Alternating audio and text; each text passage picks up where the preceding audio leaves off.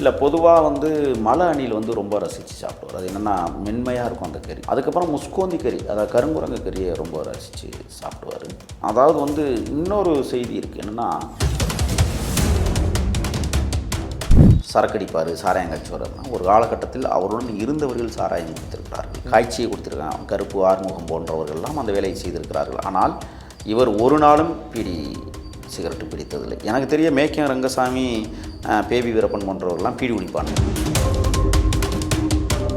வினோத பழக்க வழக்கங்கள் அப்படின்னு நீங்கள் சொன்னீங்கன்னா, அவர் அந்த கையை இப்படி வச்சுக்கிட்டு காலை ஊனி ஜம்புன்றது வினோதமாக இருக்கும். நம்மளால அது பண்ணவே முடியாது. இப்படி வச்சுக்கிட்டு அப்படியே குதிப்பார். மேக்கிய ரங்கசாமி புதைச்ச இடத்துல வந்து ஒரு 50க்கும் மேற்பட்ட அதிரடிப்படையினர் வந்து காட்டுவாசிகள் காட்டி கொடுத்து அங்கே தங்கியிருக்கிறாங்க தெரிஞ்ச முறைக்கும் சமைக்காமல் இருந்தபோது அந்த உத்துணோடு சோறை எடுத்து, நாங்கள் இருந்த காலகட்டங்களில் என்ன நான் வந்து செட்டிநாடு சீமையை சார்ந்தவன். சமையல் பணிங்கிறது நிறைய பேர் கமாண்ட்லாம் எழுதுவான், சமையல்காரன் குசுக்காரன்லாம் எழுதுவான். அந்த தருதலைக்கு தெரியாது, ஏன்னா அவன் திங்கிறது பிய்ய திங்கிறானா.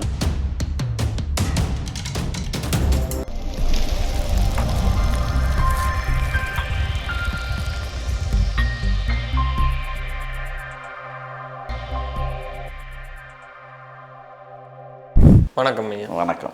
வீரப்பன் அவர்களோட உணவு முறையெல்லாம் எப்படி இருக்கும்? காடுகளில் உணவு முறை என்பது காட்டுவாசிகளால் கொண்டு சேர்க்கப்படுகிற உணவு முறை தான். பொதுவாக இந்த வாரத்துக்கான லிஸ்ட்டு போடுவோம்.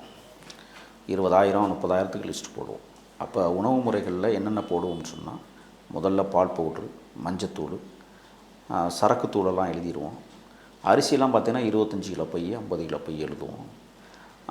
இது இல்லாமல் தின்பண்டங்களாக பிஸ்கட்டு, ரொட்டி, முறுக்கு, அதிரசம், இந்த மாதிரி தின்பண்டங்கள்லாம் எழுதி விடுவோம். நம்ம என்ன எழுதி விடுறோமோ அது அப்படியே வந்துடும். ஆனால் அது வந்து பிரிக்கிற போது என்ன செய்வோம்னா, பலகாரம் வகைகள் இப்போ வருதுன்னு வச்சுக்கோங்களேன், அதை கூட சோதனை பண்ணி தான் நாங்கள் சாப்பிடுவோம்.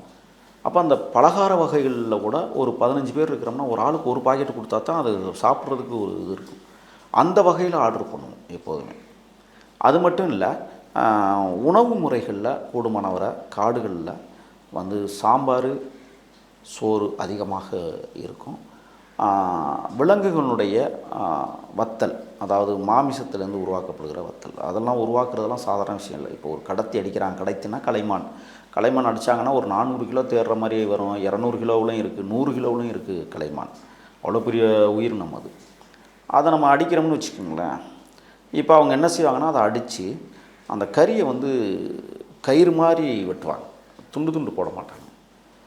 அப்போ அதை என்ன செய்வாங்க, கைக்கு எட்டிய அளவுக்கு இருக்கிற ஒரு மரத்தினுடைய இலைகளை சீவிட்டு அந்த குச்சி ஊசியாக இருக்கிறதுல இந்த கறியை நீளமாக இருக்கிறத கோர்த்து தொங்க விடுவாங்க.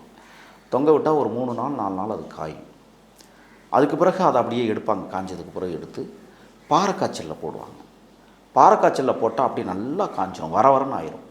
அதுக்கப்புறம் அதை என்ன செய்வாங்கன்னா, ஒரு கட்டை வச்சு அருவாளை வச்சு சின்னமாக வெட்டி அது காஞ்சதுக்கு பிறகு பார்த்திங்கன்னா ஒரு 20 கிலோ தான் தேருமே மொத்தமே.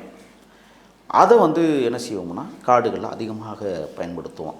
சாம்பார் இப்போ வைக்கிறோம் அப்படின்னு சொன்னால், இந்த உப்பு கண்டம்னு சொல்லுவோம்ல, அதை உப்பு கண்டத்தை நசுக்கி அதை குழம்பு வைப்போம், வறுப்போம், 2 வேளையுமே நடக்கும். அது எப்போன்னா, விலங்குகள் அடிக்காத காலகட்டங்களில் ஆசைப்படுகிற போது இந்த வத்தல்களை பயன்படுத்துவாங்க. அதே மாதிரி நீங்கள் பார்த்தீங்கன்னா, அங்கே சாப்பாடு என்பது சாம்பார் என்பதும் தக்காளி சேர்ப்பதில்லை, காய்கறிகள் சேர்ப்பதில்லை. தாளிப்போம், கடுகு போட்டு சீரகம் போட்டு எண்ணெய் ஊற்றியெல்லாம் தாளிப்போம். அதெல்லாம் எண்ணெயெல்லாம் பக்காவாக உள்ளே வந்துடும். நல்லெண்ணெய் தான் கூடுமான வரை நாங்கள் வாங்கிட்டு வர சொல்லுவோம்.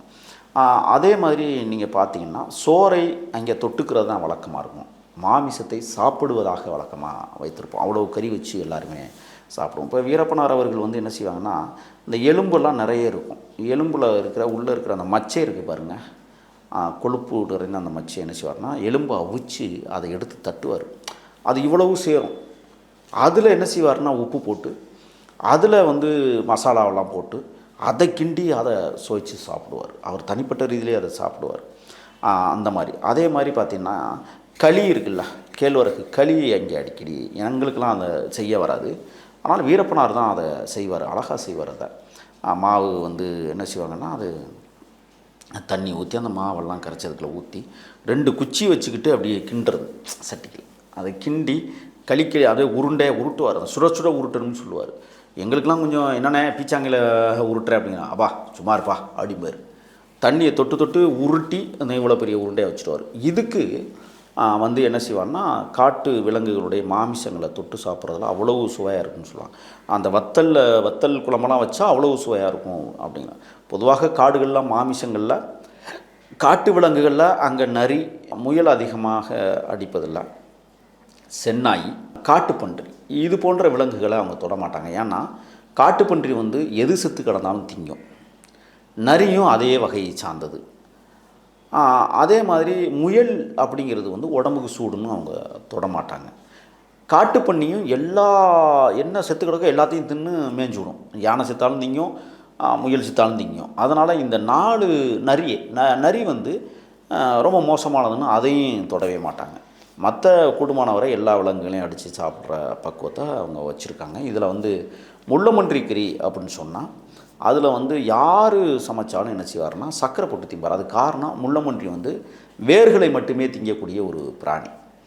அப்போ அந்த கறியும் வேறு வாசம் அடிக்கும். அந்த வேறு வாசம் அடித்தாலும் கூட அவர் வந்து என்ன செய்வார்னா சர்க்கரை போட்டு தான் சாப்பிடுவார். ஆனால் பெருமைக்காக சொல்ல, நாங்கள் இருந்த காலகட்டங்களில் என்னை நான் வந்து செட்டிநாட்டு சீமையை சார்ந்தவன்.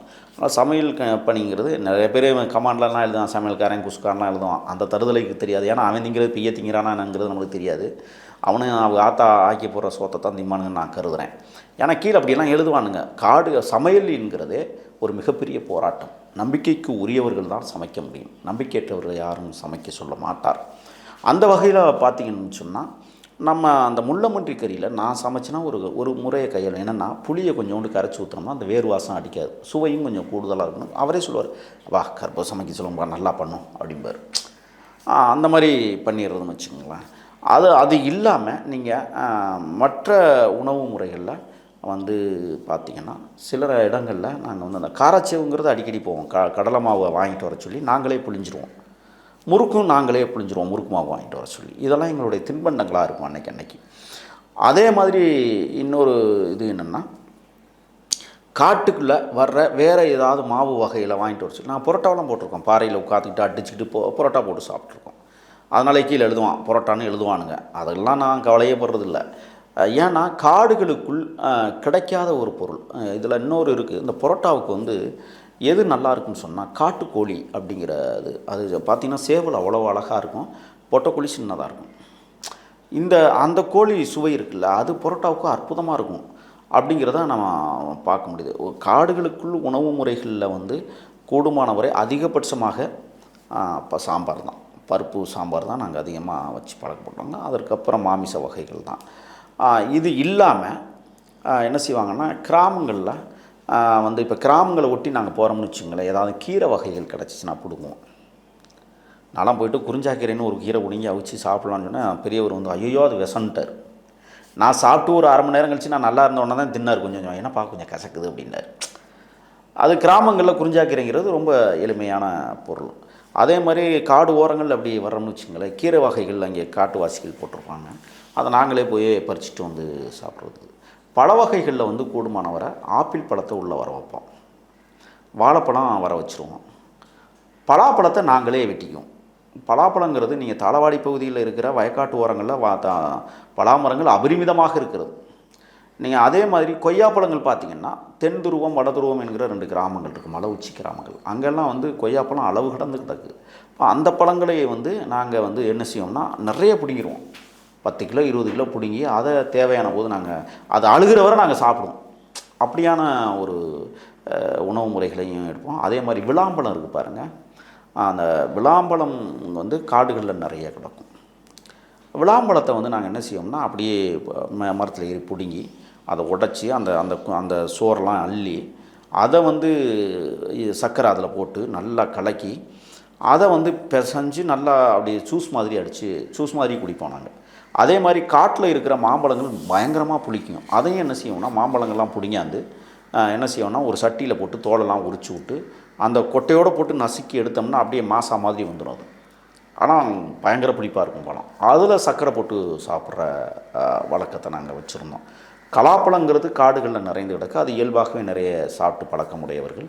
அதே மாதிரி பார்த்திங்கன்னா, எனக்கு தெரிய சாத்துக்குடி மரம் ஒரே ஒரு இடத்துல காட்டில் இருக்குது. நான் கேட்டேன், இது எப்படி ஒரு மரம் மட்டும் இங்கே வந்துச்சுன்னு. இல்லைப்பா, ஒரு 10 வருஷம் 15 வருஷத்துக்கு முன்னாடி நம்ம இங்கே உட்காந்து தின்னுட்டு போட்டு போனோம், அது முளைச்சிருச்சு. அது எப்படியும் இந்த காட்டு விலங்குகள்லேருந்து தப்பிச்சு இந்த ஒரு மரம் மட்டும் இது பண்ணுறோம். அதையும் பார்த்திங்கன்னா, முஸ்கோந்தி என்று சொல்லக்கூடிய கருங்குரங்கு கூட அங்கே வந்து அடித்து திங்கும் அப்படின்னு சொல்லுவார். அப்படி அந்த மாதிரி ஒரு மரத்தில் நாங்கள் சில காய்களை பிடுங்கிய சாறு போட்டு பிடிச்சி குடித்த வரலாறு. சோற்றினுடைய அருமை எனக்கு எப்போ தெரிஞ்சிச்சுன்னு சொன்னால், காடுகளில் மேக்கியம் ரங்கசாமி வந்து படுகொலை செய்யப்பட்டது ஒரு 18 நாட்களுக்கு பிறகு ஒரு சின்ன தூக்குச்சீட்டில் மதிய சாப்பாட்டுக்கு பசி தாங்க மாட்டோமேன்னு கொஞ்சோண்டு சோறை போட்டு வச்சு கொண்டுகிட்டு போகும்போது, மேக்கியம் ரங்கசாமி புதைச்ச இடத்துல வந்து ஒரு 50க்கும் மேற்பட்ட அதிரடிப்படையினர் வந்து காட்டுவாசிகள் காட்டி கொடுத்து அங்கே தங்கியிருக்கிறாங்கன்னு தெரிஞ்ச பிறகும் சமைக்காமல் இருந்தபோது அந்த உத்துணோடு சோறை எடுத்து குண்டேரிப்பள்ளம் அணைக்கும் நேராக மேற்கு புற திசையில் ஒரு கிராமத்தை ஒட்டி, அந்த கிராம பேர்லாம் எனக்கு ஞாபகம் இல்லை, உள்ள அன்னைக்கு இரவு சரியான மழை, அந்த மழையில் பெய்த தண்ணியை பிடிச்சி அந்த உத்துணோடு சோத்தில் கரைச்சி 13 பேரும் ஒவ்வொரு டம்ளர் ஊற்றி சாப்பிட்ட அந்த பசி வரலாறை இன்றைக்கும் என்னால் மறக்க முடியாது. ஆக காடுகளில் கூடுமான வரை சத்தி மசாலா தூள்கள் நிறையவே வாங்கிட்டு வருவாங்க. அரிசி மூட்டை 25 அல்லது 50 கிலோ வரும், பால் பவுடர்கள் வரும், பிஸ்கட்டுகள் வரும், பழங்கள் வரும். இது இல்லாமல் மற்ற உபரி பொருட்கள் நிறையவே வந்து கொண்டு வந்து சேர்ப்பாங்க. இதுதான் காடுகளில் எங்களுடைய உணவு முறைகளாக அமைந்தது. என்ன மாதிரியான விலங்குகளை அவர் ரசித்து சாப்பிடுவாங்க சார்? இல்லை, பொதுவாக வந்து மலை அணில் வந்து ரொம்ப ரசித்து சாப்பிடுவார். அது என்னென்னா மென்மையாக இருக்கும் அந்த கறி. அதுக்கப்புறம் முஸ்கோந்தி கறி, அதாவது கருங்குரங்கு கறியை ரொம்ப ரசித்து சாப்பிடுவார். அதாவது வந்து இன்னொரு செய்தி இருக்குது, என்னென்னா கொழுப்புகள் இருக்குது பாருங்கள், இந்த கொழுப்புகளை காய வச்சு கொழுப்புகள் இருக்கும். அதை என்ன செய்வாங்கன்னு சொன்னால், இந்த பக்கமும் இந்த பக்கமும் கல்லை ஊனி அதில் நடுவில் வந்து என்ன செய்வார்னா மூங்கி குச்சி வச்சு, பச்சை குச்சி வச்சு இந்த கொழுப்பெல்லாம் மாட்டிடுவார். மாட்டிட்டு என்ன செய்வார்னு சொன்னால், அது இந்த தீயில் அப்படி கொளுத்தும் போது அப்படியே நெய்யாக ஒழுகும். அந்த நெய் ஒழுகிறதை அவர் என்ன செய்வார்னா அப்படியே கரண்டியில் பிடிப்பார். பிடிச்சி தட்டில் போட்டுருவார். போட்டால் அது சுடும், பயங்கரமாக சுடும். பள்ளி அந்த சுட திம்பார், இல்லைன்னா உறைஞ்சி போயிடும். கொழுப்பு உறைஞ்சிடும், அப்படியே கட்டி மாதிரி வந்துடும். அது சுட அடவோப்பா அப்படின்ட்டு அந்த சூட்டுக்காக ஒரு நடிப்பார், முழுங்கிடுவார். இது ரொம்ப ரசித்து திம்பார் அவர். அதே மாதிரி உடும்பு கறியையும் என்ன செய்வார்னு சொன்னால், அந்த 2 விதமாக அதை பண்ணுவாங்க. ஒன்று தோலை உரிச்சிட்டு பண்ணுற பக்குவம், இன்னொன்று அப்படியே போட்டு வாட்டுகிற ஒரு பக்குவம். இந்த 2 பக்குவத்தில் அவருக்கு தோலை உரிக்காமல் பண்ணுற பக்குவம் ரொம்ப பிடிக்கும். அப்போ அவர் என்ன செய்வார்னாப்பா, அது எலும்பும் கறியும் ஒன்றாவே இருக்குப்பா, கறியை மட்டும் தனியாக அடுங்கப்பா அப்படிம்பார். எப்போதுமே உடும்பு கறிங்கிறது எலும்பும் கறியும் கலந்த கறியாக தான் வெட்ட முடியும். தனியாக அதுக்குன்னு சதைப்பகுதியில் வந்து தேடுவது ரொம்ப கடினம். அப்படி அதையும் நன்றாக ருசித்து சாப்பிட்ற பழக்கம் உடையவர்.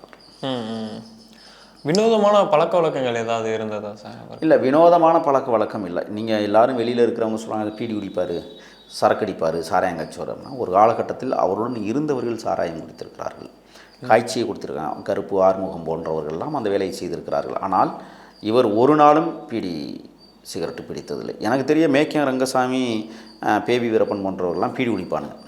பீடி கிடைக்கலன்னா இலையை சுருட்டி பற்ற வச்சு குடிப்பானுங்க. அவருக்கு தெரியாமல் குடிப்பானுங்க, திட்டுவார்னுட்டு. ஆனால் பில்லு எழுதும்போது என்ன செய்வானுங்க, பீடி கட்டு போட விட மாட்டாங்க. ஆனால் இவங்க என்ன செய்வாங்க, இவங்ககிட்ட காசு இருந்துச்சுன்னா அதை தனியாக 10 ரூபா 20 ரூபா கொடுத்து ஒரு பீடி கட்டு வாங்கிட்டு வந்துரு அப்படிமானுங்க. வினோத பழக்க வழக்கங்கள் என்று வீரப்பனாருக்கு எதுவும் இல்லை. சராசரி மனிதனாக தூய்மையாக, உண்மையாக, நேர்மையாக தன் உடலை கட்டுக்கோப்போடு வைத்திருந்தார். அவர் நீங்கள் குறிப்பிடுவதைப் போல் வினோதமான பழக்க வழக்கங்களில் சாராயமெல்லாம் குடிச்சிருந்தார்னா அவர் என்றைக்கே சாவு மணி அடிச்சிருப்பாங்க. அதுக்கெல்லாம் வாய்ப்பே இல்லை.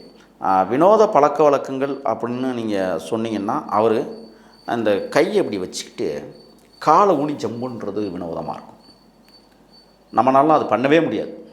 இப்படி வச்சுக்கிட்டு அப்படியே குதிப்பார், அப்படியே ஒரு கரணம் சுற்றி கரெக்டாக விழுவார், கீழே அப்படி நிற்பார்.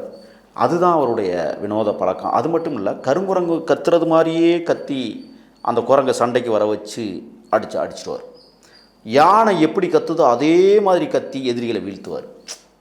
இந்த மாதிரியான வினோத பழக்க வழக்கங்கள் வேணால் அப்படி இருக்கலாமே ஒழிய, அதே மாதிரி இன்னொன்று என்ன செய்வார், மலை அணில் இப்போ ஷூட் பண்ண போகிறாருன்னா அது எப்படி போகுதோ அதே திசையில் ஒளிஞ்சு ஒளிஞ்சு ஒளிஞ்சு ஒளிஞ்சு.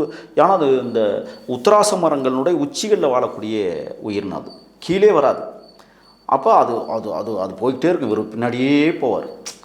அந்த வினோதங்களை, காட்டினுடைய தன்மையினுடைய வினோதங்களே அவர் நிறையவே கற்று தெரிந்தவர். காடை நோக்கி எந்த அசைவுகள் இருந்தாலும் கச்சிதமாக கண்காணித்து சொல்லக்கூடிய ஒரு வினோதத்தை அவர் அடைந்திருந்தார். நன்றிங்க. நன்றி.